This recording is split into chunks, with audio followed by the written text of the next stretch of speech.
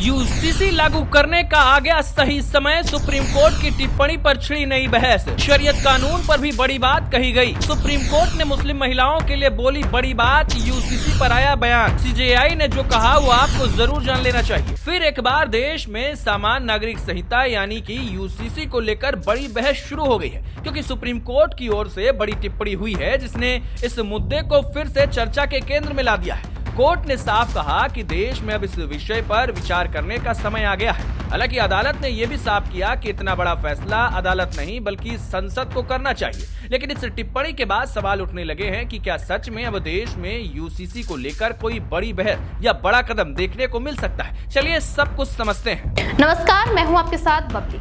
दरअसल supreme court में एक बड़ी याचिका पर सुनवाई हो रही थी। इस याचिका पर 1937 के मुस्लिम पर्सनल लॉ यानी कि शरीयत कानून की कुछ धाराओं को चुनौती दी गई थी।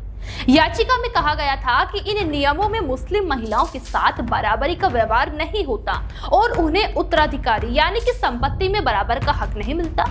दोस्तों, इस मुद्दे को लेकर अदालत में सुनवाई के दौरान अदालत ने कई अहम बातें कही। अदालत ने कहा कि अगर शरीयत कानून के कुछ नियमों को सीधे खत्म कर दिया जाए तो इससे एक बड़ा कानूनी खालीपन पैदा हो सकता है।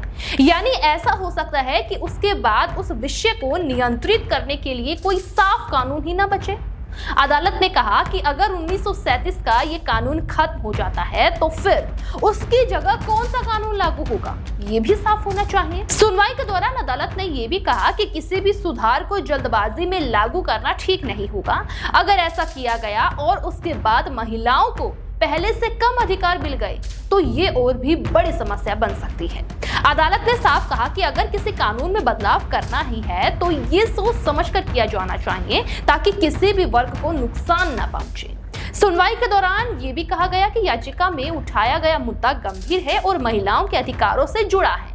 लेकिन दोस्तों, ऐसे बड़े सामाजिक बदलाव का फैसला अदालत के बजाय संसद को करना ज्यादा उचित माना जाता है, क्योंकि संविधान में भी ये जिम्मेदारी विधायिका को दी गई है कि वो समान नागरिक संहिता जैसे विषयों पर फैसला करे। अदालत ने ये भी याद दिलाया कि इससे पहले भी कई बार अदालत ने सरकार और संसद से कहा है कि समान नागरिक संहिता पर विचार किया जाना चाहिए। अदालत के अनुसार समाज से जुड़े बड़े कानूनों में बदलाव करना सबसे सही रास्ता विधायिक प्रक्रिया यानी संसद के माध्यम से ही होता है। सुनवाई के दौरान अदालत ने ये भी कहा कि किसी भी सुधार को जल्दबाजी में लागू करना ठीक नहीं होगा। अगर ऐसा किया गया और उसके बाद महिलाओं को पहले से कम अधिकार मिल गए तो ये और भी बड़ी समस्या बन सकती है। अदालत ने साफ कहा कि अगर किसी कानून में बदलाव करना है तो ये सोच समझ कर किया जाना चाहिए ताकि किसी भी वर्ग को नुकसान न पहुंचे। सुनवाई के दौरान ये भी कहा गया कि याचिका में उठाया गया मुद्दा गंभीर है और महिलाओं के अधिकारों से जुड़ा है।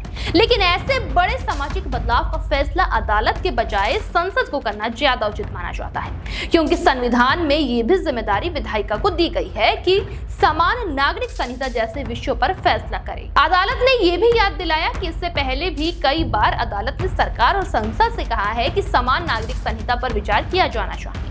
अदालत के अनुसार समाज से जुड़े बड़े कानूनों में बदलाव करने का सबसे सही रास्ता विधायिकी प्रक्रिया यानी कि संसद के माध्यम से ही होता है। इस सुनवाई के दौरान याचिकाकर्ता की तरफ से दलील भी दी गई।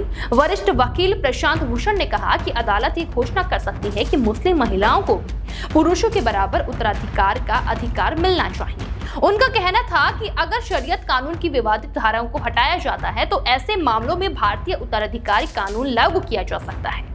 हालांकि अदालत ने इस पर कोई अंतिम फैसला नहीं दिया है, लेकिन ये जरूर कहा है कि इतने बड़े विषय पर जल्दबाजी में फैसला करना ठीक नहीं होगा। दोस्तों, अदालत का कहना था कि ये एक संवेदनशील मामला है और इसे लेकर व्यापक चर्चा और स्पष्ट कानून की जरूरत होगी। फिलहाल इतना तो तय है कि सुप्रीम कोर्ट की इस टिप्पणी के बाद देश में यूसीसी को लेकर नई बहस शुरू हो गई है। अदालत ने साफ कहा है कि ये विषय महत्वपूर्ण है और इस पर विचार किया जाना चाहिए, लेकिन अंतिम फैसला संसद को करना होगा। अब सबकी नजर आने वाले समय पर टिकी हुई है कि क्या सरकार इस दिशा में कोई कदम उठाती है या फिर ये बहस अभी और लंबी चलने वाली है। आपको क्या लगता है, हमें कमेंट सेक्शन में जरूर बताएं। देश दुनिया की हर बड़ी सटीक और भरोसेमंद खबर देखने के लिए अभी विजिट करें हमारे वेबसाइट nowuttarpradesh.com और nownoida.com पर, क्योंकि यहाँ आपको सिर्फ सुर्खियां नहीं बल्कि पूरी जानकारी मिलेगी।